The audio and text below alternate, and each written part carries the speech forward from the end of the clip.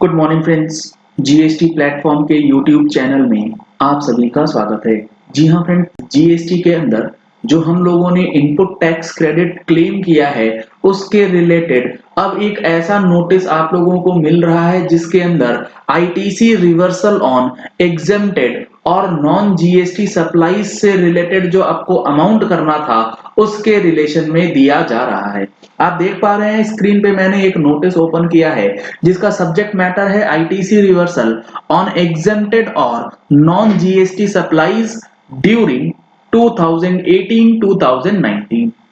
यानी कि अगर आप लोगों ने ये गलती कर रखी है तो जल्द से जल्द इस चीज को ठीक कर लीजिएगा, अदरवाइज आपके ऊपर बहुत अच्छी खासी पेनल्टी और इनपुट टैक्स रिवर्सल के साथ साथ इंटरेस्ट का अमाउंट जो है वो लगाया जा सकता है। यहां बताया गया है on the subject cited above it is intimated that as per the provisions of rule 42 or rule 43 of the GST Act, ITC reversal regarding exempted or non-GST supplies, you have not reversed or you have sought reversed the input tax credit for the financial year 2018-2019। ये rule 42 rule 43 है क्या, अभी हम लोग देखेंगे। और इसके अंदर जो कैलकुलेशंस दिया गया है अगर आप इस चीज को देखें तो यहां पर बताया गया है नॉन जीएसटी सप्लाईज जो रिटर्न के अंदर यानी कि जीएसटीआर 3B में डिक्लेयर करी गई है वो है 115 लाख रुपए की, और टोटल जो सेल यानी कि टोटल सप्लाईज जो डिक्लेयर करी गई है वो है 1232 लाख रुपए की। अब यहां पर आपको एक चीज और समझना होगा कि ये जो एग्जेम्प्ट सप्लाई है नॉन जीएसटी सप्लाई है, क्या ये स्पेसिफिक है, मतलब नॉन जीएसटी सप्लाई परचेज आप कर रहे हैं और नॉन जीएसटी सप्लाई आप कर देते हैं। एग्जेम्प्ट सप्लाई आपने परचेज किया, एग्जेम्प्ट सप्लाई आप कर देते हैं। एक सिचुएशन तो ये बन सकता है। दूसरा सिचुएशन ये बनता है कि आपने कुछ रॉ मटेरियल परचेज करे हैं ए बी सी, और इस रॉ मटेरियल को यूज करके और इन सारे रॉ मटेरियल्स पे आप लोगों ने इनपुट टैक्स क्रेडिट क्लेम किया है, और इन तीनों को यूज करने के बाद कुछ प्रोडक्ट्स बने हैं टैक्सेबल और कुछ प्रोडक्ट्स बने हैं एग्जेम्प्ट। तो ये जो सेक्शन 17 और रूल 42-43 है ये बेसिकली डील करता है ऐसी ही सिचुएशंस को। तो यहां पर जो ये नोटिस दिया गया है ये अज्यूम करते हुए कि आपका जो एग्जेम्प्ट सेल्स है उसके अंदर कुछ ना कुछ कॉमन इनपुट्स जरूर रहा होगा। तो यहां पर टोटल सप्लाईज जो है वो दिखा दी गई है 1232 लाख रुपए की, जो कि जीएसटीआर 3B के अंदर डिक्लेयर्ड है।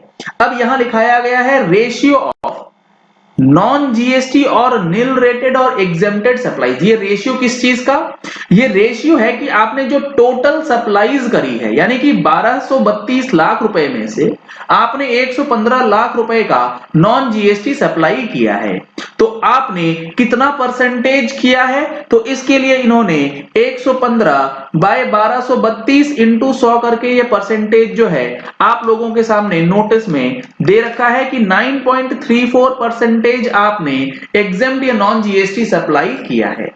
इसके बाद यहां बताया गया है कि 3B में आप लोगों ने इनपुट टैक्स क्रेडिट 153.70 के फिगर का क्लेम किया, यानी कि 154 लाख रुपए का input tax credit in totality claim किया गया है। आईटीसी रिवर्स कितना होना चाहिए, आईटीसी रिवर्स उतने अमाउंट का होना चाहिए जो कि आपके सेल्स में नॉन जीएसटी ये एग्जेम्प्ट सप्लाईज है। बेसिकली आपने अगर आउटपुट टैक्स नहीं भरा है तो उसके प्रोपोर्शन में आईटीसी हम नहीं देंगे, ऐसा कहना चाहता है डिपार्टमेंट। तो यहां पर 9.37% जो आया, इस 153.7 का अगर 9.37 निकाला जाएगा तो ये आपका जो फिगर बन के आएगा ये बन के आएगा ऑलमोस्ट 14.41 का। इस अमाउंट का आईटीसी रिवर्सल होना चाहिए था। 3B में रिवर्सल है 4.86 रुपए का। डिफरेंस जो आपने शॉर्ट रिवर्स किया है वो है 9.54, यानी कि 14.41 लैक्स का आईटीसी रिवर्सल होना था। रिवर्सल हुआ है 4,86,000 का, बैलेंस 9.5 लाख रुपए की आईटीसी आपको रिवर्स करनी थी जो आपने नहीं करी।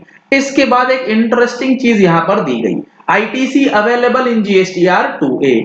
आईटीसी जो आपके जीएसटीआर 2A में अवेलेबल है वो है 154.20 लैक्स का। हम लोगों ने क्लेम किया है 153.7, तो हमने आईटीसी क्लेम कितना नहीं किया, 0.49 लाख रुपीस, यानी कि 50,000 रुपए का आईटीसी क्लेम नहीं किया है। इसीलिए जो शॉर्ट रिवर्सल है 9.54, उसमें से इस वाले अमाउंट को लेस करने के बाद जो नेट आईटीसी डिमांड किया गया है इंटीमेशन के अंदर 9.048, ऑलमोस्ट 9,48,000 रुपए का अमाउंट जो है वो रिवर्स करने की बात करी गई।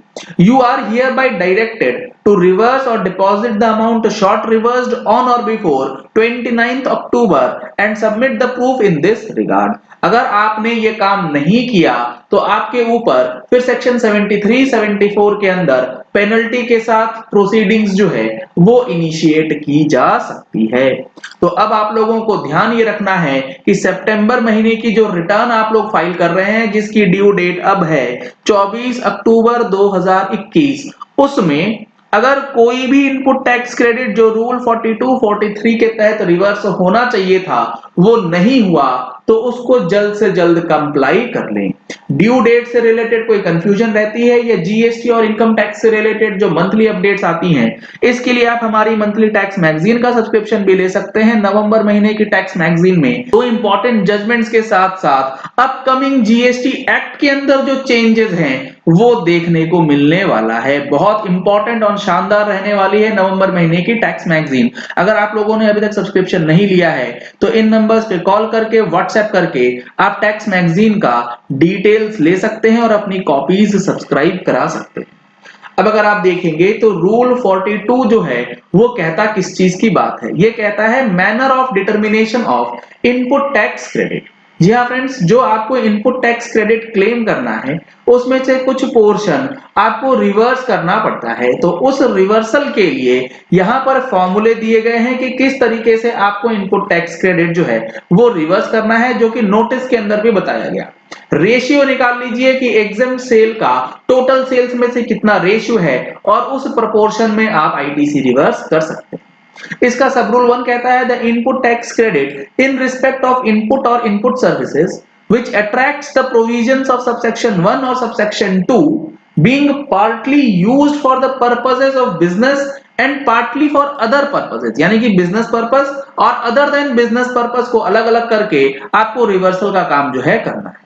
और partly used for effecting taxable supplies including zero rated supplies and partly for effecting exempt supply shall be attributed to the purposes of business or for effecting taxable supplies। इसके बाद कुछ फॉर्मूलेज दिए गए हैं जिसके तहत आपको अपना आईटीसी जो है वो रिवर्स करना पड़ता है।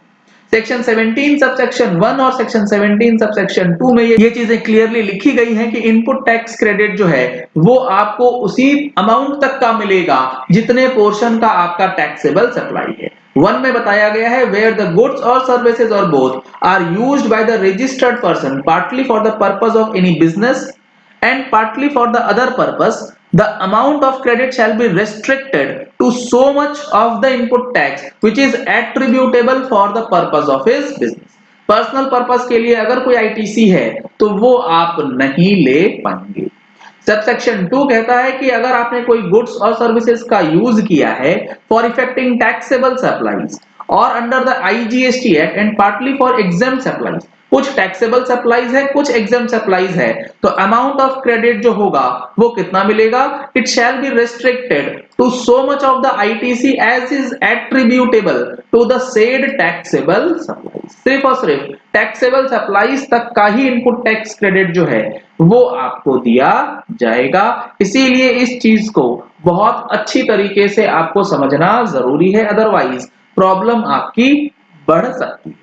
और ये जो एग्जाम सप्लाई जब सेक्शन 17 सबसेक्शन 2 की बात होती है तो इसके लिए सब सेक्शन 3 ये कहता है कि value of exempt supply shall be such as may be prescribed and shall include supplies on which the recipient is liable to pay tax on reverse charge basis. In short term आप ये समझ लीजिए कि अगर आपका कोई GTA client है यानी कि गुड्स ट्रांसपोर्ट एजेंसी का क्लाइंट है जो कि वो रिवर्स चार्ज की सप्लाईज प्रोवाइड करता है, तो अगर आप इनपुट टैक्स क्रेडिट क्लेम करते हैं तो सेक्शन 17 रेड विथ रूल 42 43 आपको आईटीसी रिवर्सल जो है वो करना मैंडेटरी है।